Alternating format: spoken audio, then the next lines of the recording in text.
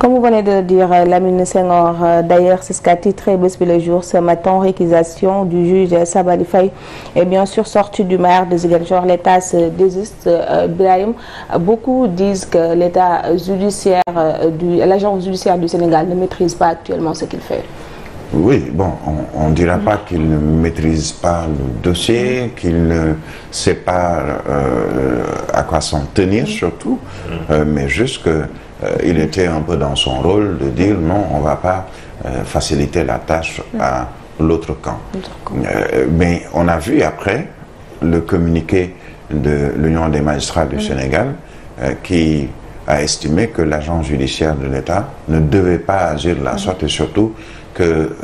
la plaidoirie ne doit pas se faire à travers la presse dans ce genre de communiqué de l'agence judiciaire de l'État qui s'est expliqué un peu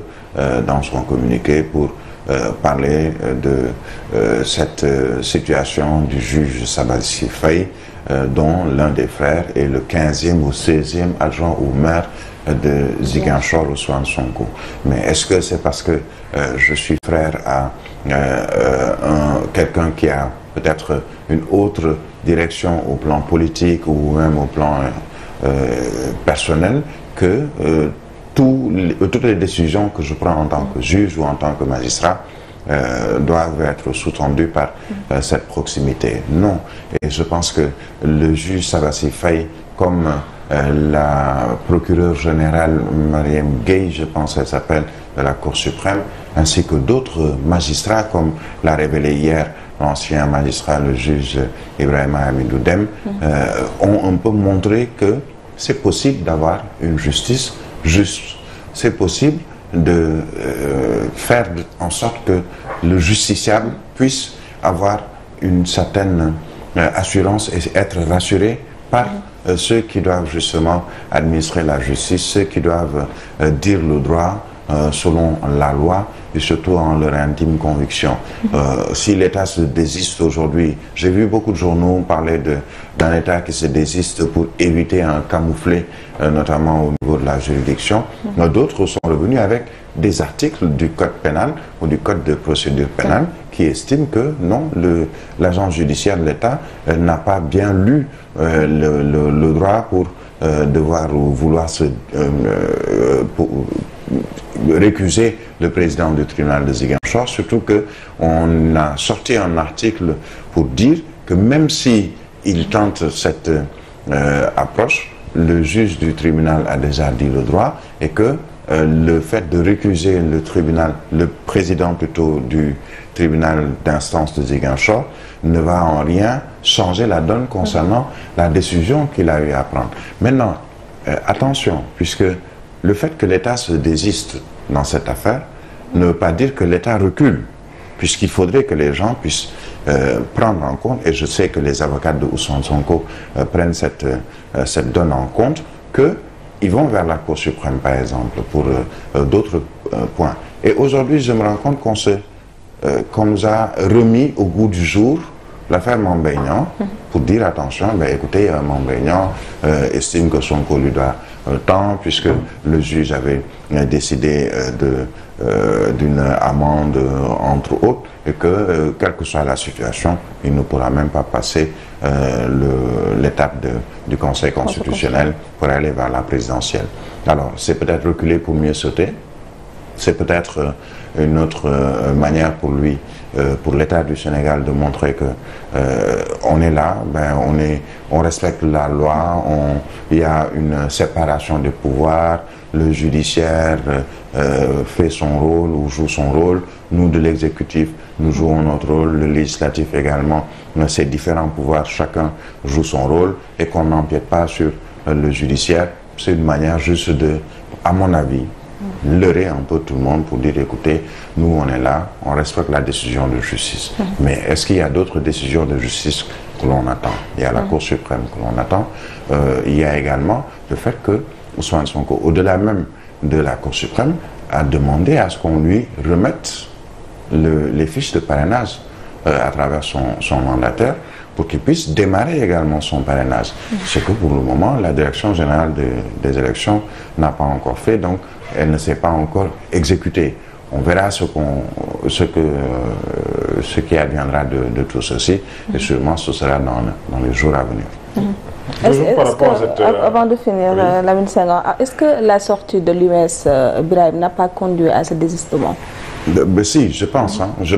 Je pense que c'est déjà l'UMS, l'Union des magistrats du Sénégal, qui a fait cause pour un des membres, pas seulement un des membres, mais même pour l'ensemble des magistrats du Sénégal, pour dire attention, arrêtez-vous de l'autre côté de vouloir nous jeter en pâture, et surtout si nous, magistrats, nous revendiquons l'indépendance de la justice, il faut qu'on respecte les décisions qui viennent de la justice. Et c'est pas seulement valable pour ceux qui sont dans le régime, mais c'est aussi valable pour ceux qui sont dans l'opposition quand il s'agit par exemple de procès politico-judiciaires ou en tout cas de faits politico-judiciaires. L'Union des magistrats du Sénégal estime qu'il faut qu'on respecte les magistrats de manière générale. Mais pour respecter les magistrats, il faudrait que les magistrats eux-mêmes respectent leur corps, respectent aussi peut-être le droit à la loi, et disent le droit, disent la loi.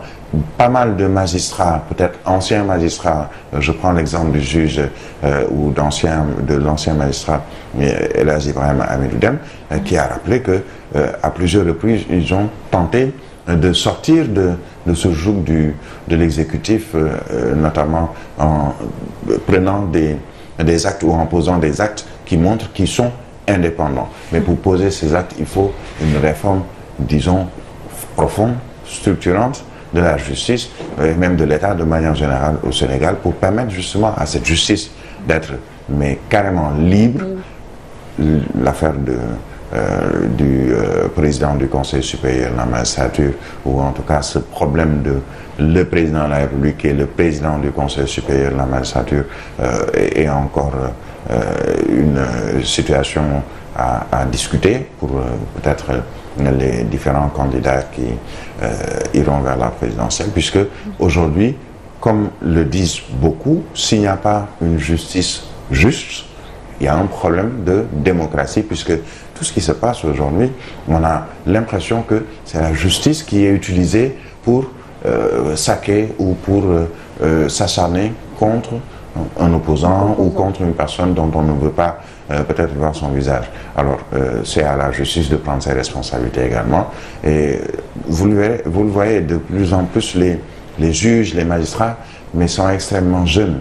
C'est-à-dire qu'ils se disent, écoutez, nous sommes jeunes, nous avons l'avenir devant nous, nous n'allons pas vendre notre avenir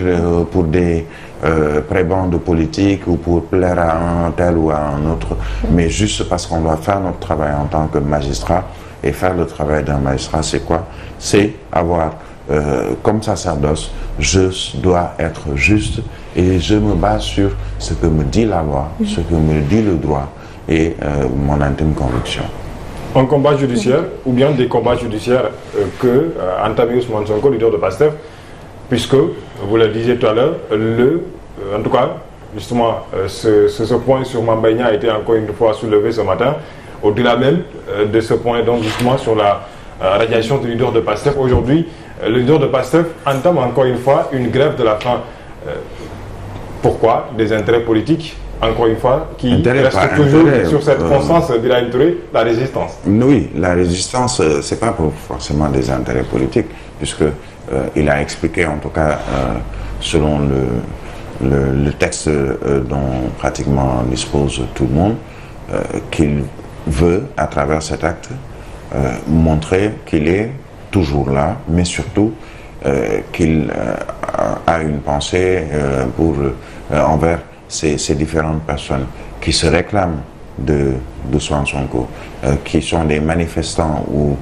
des personnes qui ont voulu montrer qu'ils prennent fait et cause pour le projet PASTEF, qu'il ne les laisse pas, qu'il est encore là, malgré son état. Il a décidé de les soutenir à travers cette grève de la faim. J'ai quelquefois envie de dire que le cas Ousmane Sonko ou Ousmane Sonko, tout ce qu'il pose comme acte, je mettrai peut-être un titre pour parler de ces actes qu'il est en train de poser depuis un certain temps, l'éternel combat. L'éternel combat, puisque son combat d'après en tout cas ce qu'on voit et ces différentes sorties, même si c'est pas lui qui parle, mais à travers ses avocats ou à travers ses militants ou ses responsables de son parti ou de sa coalition, ces différentes sorties visent surtout à montrer que je suis dans une situation que je ne veux pas, mais qu'on m'a presque forcé, et ceux qui m'ont mis dans cette situation ne sont autres que les membres du régime qui ne peuvent continuer à exister sans me faire la guerre, tout simplement parce que je les dérange, tout simplement parce que je menace justement leur existence, moi, Ousmane Sonko. C'est un peu l'éternel combat qui... éternel, même pas éternel, mais c'est une manière de dire qu'il va poursuivre ce combat avec en bandoulière cette envie de gagner ces différentes batailles. Ce sont plusieurs batailles qu'il est en train de mener à travers ses avocats, ses sympathisants, ses militants, et certaines batailles sont gagnées, d'autres sont perdues, d'autres sont encore en cours, mais c'est un combat qui va se poursuivre jusqu'à ce qu'il puisse peut-être participer à la présidentielle de 2024, s'il y participe, ou en tout cas qu'il puisse sortir de cette situation dans laquelle il se trouve et dont il impute, à tort ou à raison, la responsabilité à l'État central. En tout cas, vous parlez de présidentielle, retenez que le ministre de l'Intérieur, l'actuel, donc a pris fonction hier, Maître